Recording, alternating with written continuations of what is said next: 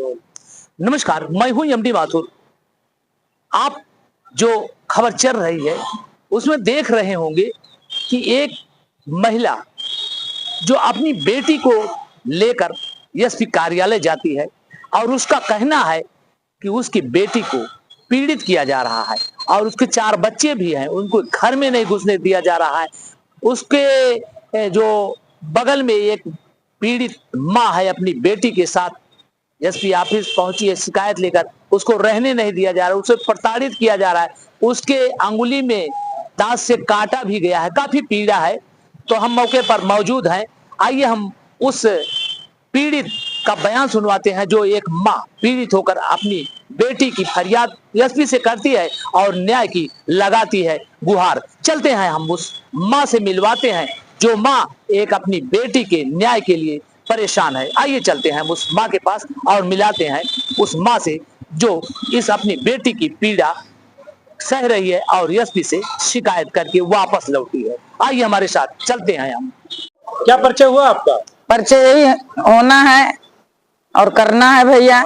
मीना देवी, समाज सेवी, civil line, सदर छावनी, सुल्तानपुर। किस बात की है?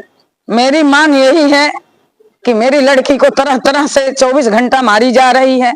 दांत से अंगुली काट ली, मेडिको लीगल डॉक्टर ने सही गातीपुर नहीं किया।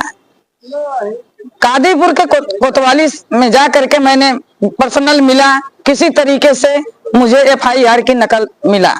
एफआईआर में मैं आंख के 100% का विकलांग हूँ, पढ़ नहीं पा रही हूँ।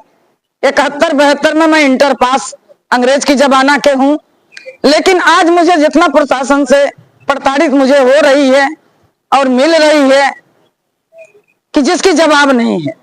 मेरा मांग यही है कि उस महिला को गिरफ्तारी किया जाए कि लड़की हमारी घर में खड़ी नहीं होने पा रही है, खाना नहीं बना के खा पा रही है, छोटे छोटे बच्चों को गिरासा पत्थर के बैठी हुई है मारने के लिए। ऐसा क्यों? जितना ही हिस्सा उनकी होगी उतना ही हिस्सा मेरी लड़की की होगी। मुझे बहुत अपार कष्ट है। जनपद सुल्तानपुर में बिजली विभाग से आज 2.5 साल हो गई कनेक्शन दिए हुए।